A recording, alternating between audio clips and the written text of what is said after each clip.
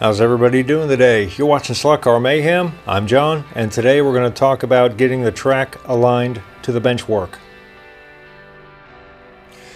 Some of the items I'm going to be using here: I've got a notebook and pen for writing down my notes. I've got my Sharpie for marking on the material. I've got a tape measure.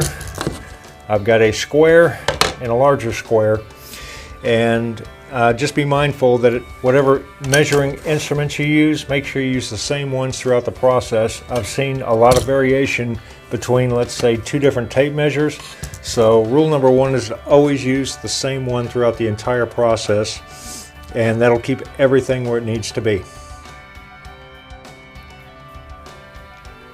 One of the most important things to consider when you're doing your track alignment is to pick one point and one point only. In this case, I'm using this corner here, and from a track perspective, this would be the northwest corner, and this will be the reference point for everything else that I'm going to be laying out here today.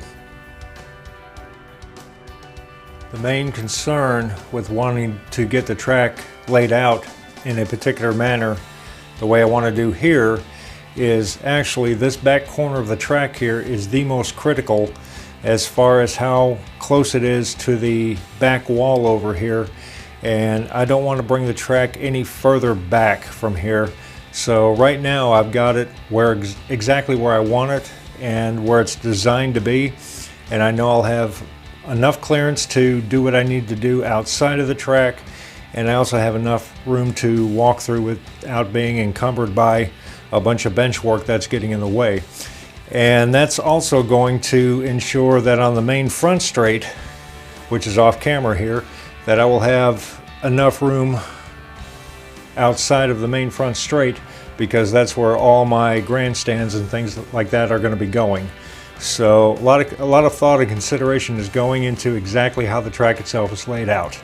And I've got my first area over here set, and I'll show you how I did that. Okay, here's my first point right here, and I use my CAD software to determine exactly where this point in space is, and it is exactly from that corner I showed you earlier to here is 33.75 inches, and it's 5 inches in, and I just went ahead and made myself a mark. Now, you don't have to be absolutely 100% perfect, but if you're within a quarter of an inch or a half inch and you're happy with that, you're good to go. But I've got a little bit more accurate here than probably necessary, but at least I know it's going to be good. The next step here is a little bit more complex, but from that same corner I measured exactly 96 inches to right here. Now 96 inches is 8 foot. If you notice, my joint here is another inch or so over. That's normal for MDF, and I've already accommodated for that. But that is 8 foot exactly from that corner point. And then using the square, I measured up, and you can see my mark right there. And that distance in this case turned out to be 21 and 21/32 of an inch.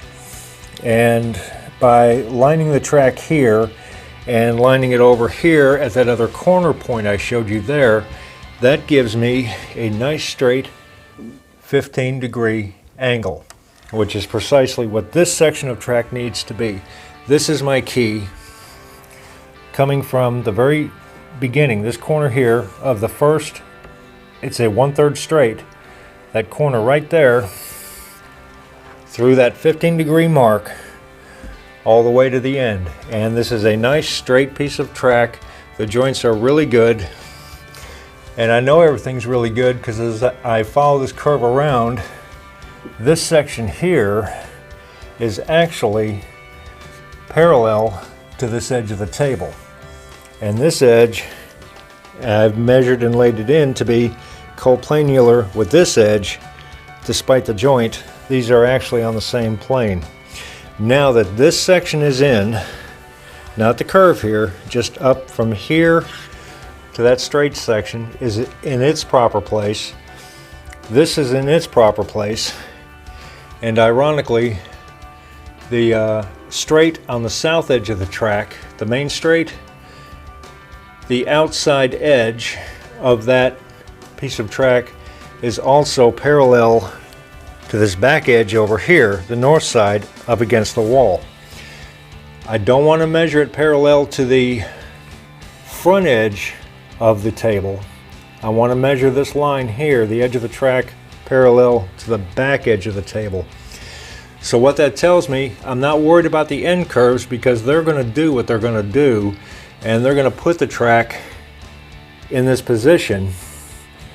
The only thing I have to line up is this curve needs to be correct, assuming the track is parallel, and then this section here, right here, is all I need to worry about, making sure the joints are good, and where it lays is where it lays. That don't have to be critical, but I guarantee you, since everything else is good, square, and parallel, that this section and this section will end up to be precisely parallel, which doesn't really matter anyway. This section here I call a floating section because it's going to go where the joints want it to go, and that's perfectly fine.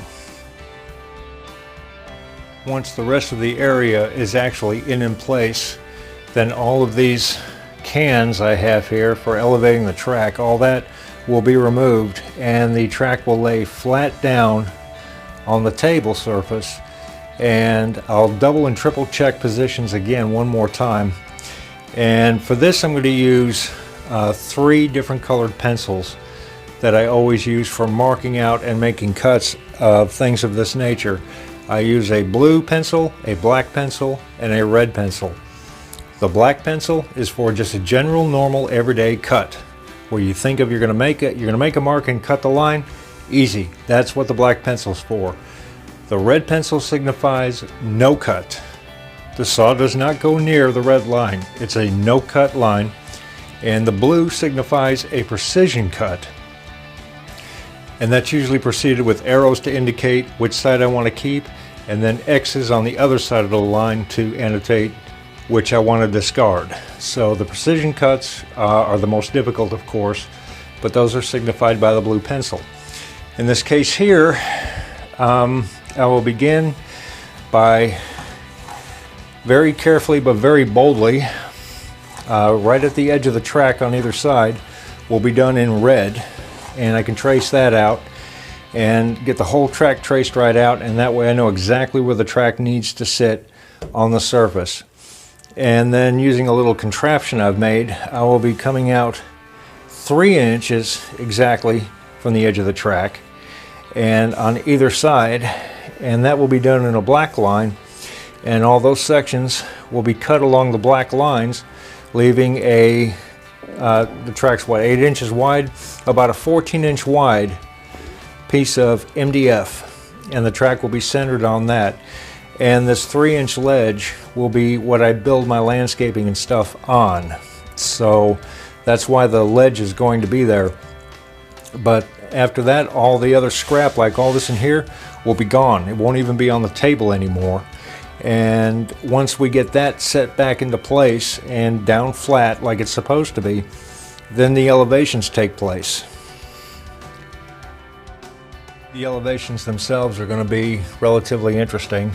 It's nothing that's going to be drastic, but when they cross over each other, it's going to look a little bit more pronounced and drastic than you might expect.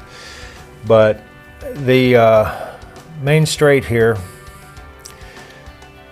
where the long pit lane is, I'm going to consider that to be elevation 0, and that's actually going to be about 7 inches higher from what you see right now. The track seems to be a little low. The track's going to be a little bit higher, about another 6 to 7 inches, and that'll get it up in the air and up off the joists is what I'm after. As it starts coming around and ending up into here, it's going to be descending, and this part is actually going to be about 4 inches below that level, the 0 level. So this will be about -4, which would be probably 2 to 3 inches off the level of the joists. Then as it goes under and comes up and around and comes back, it's going to begin its increase, and the bridge section is actually going to be higher and it's going to be about another 4 inches above the 0 level, and which is going to give me about an 8-inch separation between the low level and the high level. And that's actually important if you're looking at a scale element. The scale distance for 1/32, 18 feet in a 1/32 scale, is 6 3/4 of an inch. And that's not from road surface to road surface, that's from road surface to the bottom of the structure. And there'll be about another inch or so built up from the structure. So that's why I'm going to call it an 8-inch elevation, and it'll be about 17 to 18.5 scale feet, and that'll be more than adequate.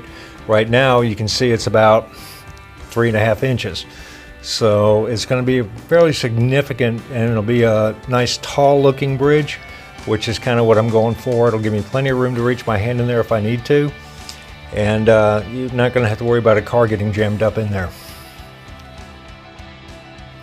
Okay, so that's going to wrap everything up for this episode.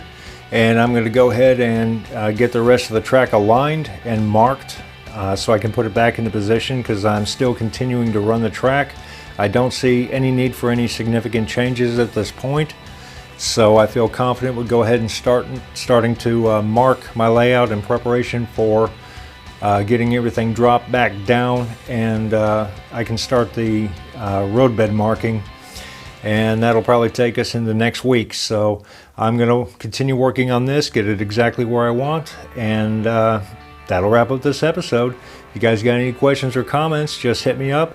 If not, stand by, because the next step is going to be cutting away all this extra material here, and we'll get this stuff up on the risers, and that'll probably be a 2-part series. So stand by for that, and I want everybody to have a great night, and as always, thank you for watching. Thanks for these subscriptions and all the support. It means a lot to me. You guys have a great night. We'll see you later.